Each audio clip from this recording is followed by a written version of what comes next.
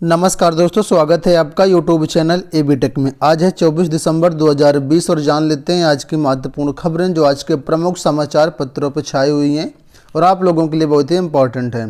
सबसे पहले बात करेंगे एलटी ग्रेड ज्वाइनिंग को लेकर के और अन्य चीज़ों को लेकर के।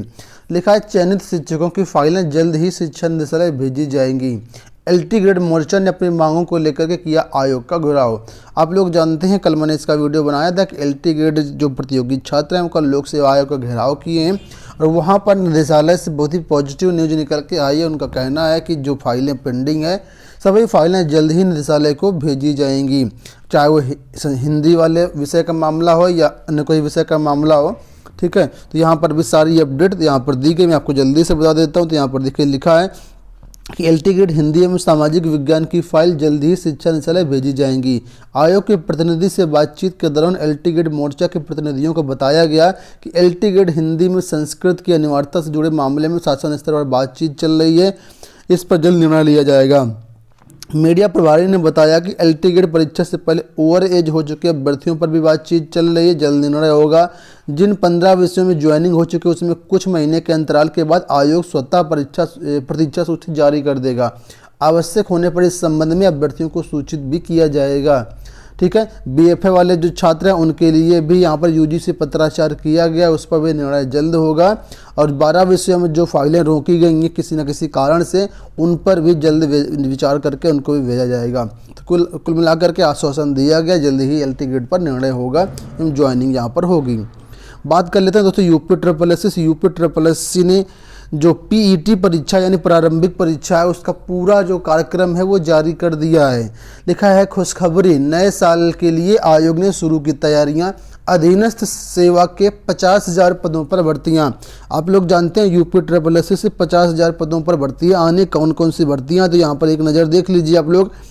लेखपाल 7,882 पद, बेसिक शिक्षा 1,055 पद, माध्यमिक शिक्षा 500 पद, विभिन्न विभागों में लिपिक के 7,000 पद, लेखा परीक्षक 1,303 पद, ग्राम विकास 1,658 पद, परिवार कल्याण 9,222 पद, बाल विकास पुष्टाहार 3,448 पद, नगर निकाय 383 पद। इसके अलावा माध्यमिक इंटर कॉलेजों में जो लिपिक यानी क्लर्क की भर्तियां होनी है वो भी इसी आयोग से आएंगी और इसलिए सभी छात्रों को पीईटी परीक्षा क्वालिफाई करना जरूरी है।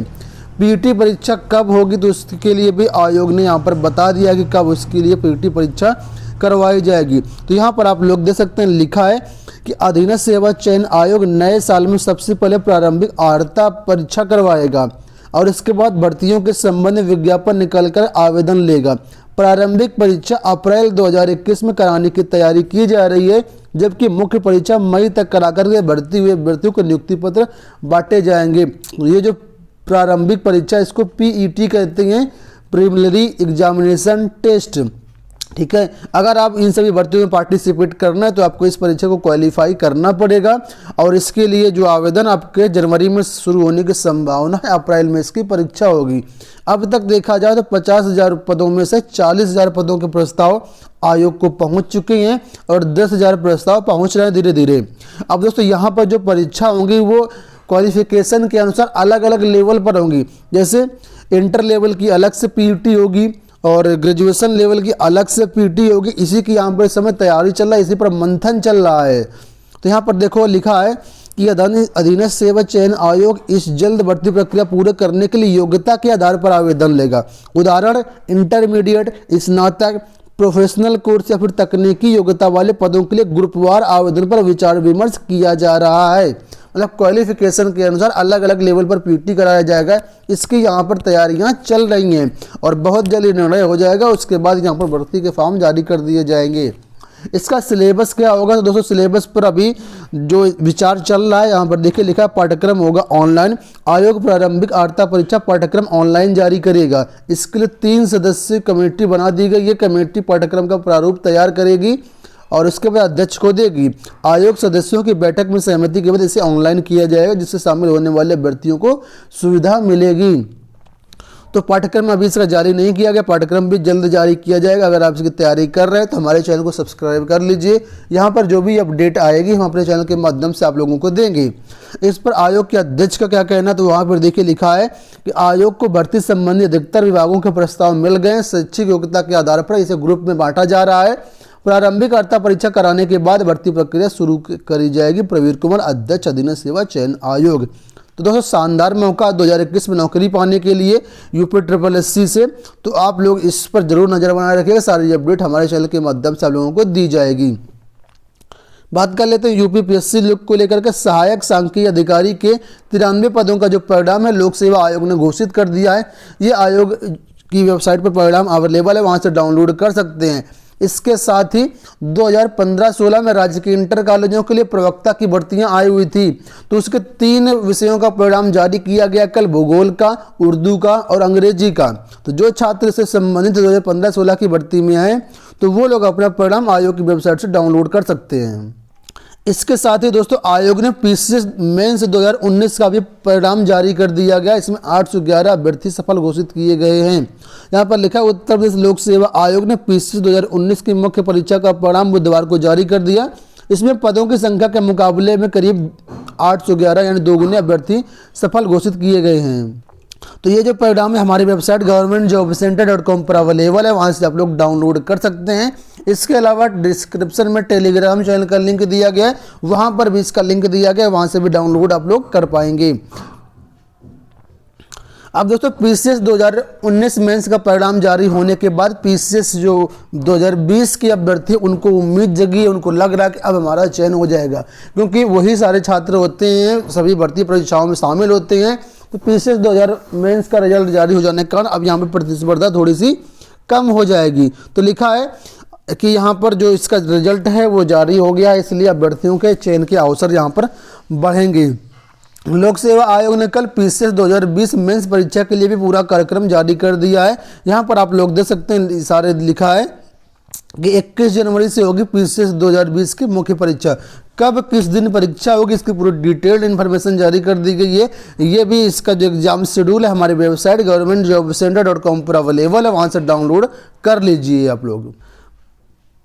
बात कर लेते हैं UPTT परीक्षा को लेकर के। UPTT 2020-21 का भी पूरा कार्यक्रम जारी कर दिया गया। यहाँ पर आप लोग देख सकते हैं लिखा 28 फरवरी को होगी TT 2020। प्रदेश में राज्य शिक्षक पात्रता परीक्षा TT 2020 का आयोजन 28 फरवरी को किया जाएगा। परीक्षा नायक प्राधिकारी सचिव अनिल भूषण चतुर्वेदी ने बताया कि शासन TT फरवरी के अंतिम सप्ताह में कराने के लिए तैयार हो गया। शासन की ओर से इसको मंजूरी मिल गई है। अब इसमें ऑनलाइन आवेदन लिए जाएंगे। ऑनलाइन आवेदन आपके इसी दिसंबर के अंतिम सप्ताह से लिए जाएंगे, मतलब कल परसों या नरसों से, यानी लास्ट दिसंबर तक आपके ऑनलाइन आवेदन शुरू हो जाएंगे। और जनवरी के द्वितीय सप्ताह तक यानी 14-15 जनवरी तक इसमें आप लोग आवेदन कर पाएंगे। ठीक है, और शुल्क जमा करने का भी प्रस्ताव आपको यहाँ पर 15 जनवरी तक ही आपको दे दिया जाएगा। तो फिलहाल इसके लिए जो प्रस्ताव है पूरा वो पास हो गया शासन से, और इसके दिसंबर की शुरुआत मतलब इसी आने वाले हफ्ते में आपके आवेदन शुरू हो जाएंगे। ठीक है, तो ये आवेदन फॉर्म हमारी वेबसाइट governmentjobcenter.com पर अवेलेबल रहेंगे, वहाँ से आप लोग डाउनलोड कर सकते हैं। जो भी छात्र इस समय B.Ed अंतिम वर्ष में या BTC अंतिम वर्ष में है, वो सभी छात्र इस भर्ती के लिए पात्र हैं, इस परीक्षा के लिए पात्र हैं। तो इसकी अपनी तैयारियां कर सकते हैं आप लोग अभी से। और इसके बाद आप लोग जानते हैं TT के बाद एक नई भर्ती भी आने वाली है, उत्तर प्रदेश में प्राइमरी शिक्षकों की भर्ती। अगर आप ये परीक्षा क्वालिफाई कर लेते हैं तो आपको उस परीक्षा में भी नौकरी मतलब भरने का फॉर्म मौका मिलेगा।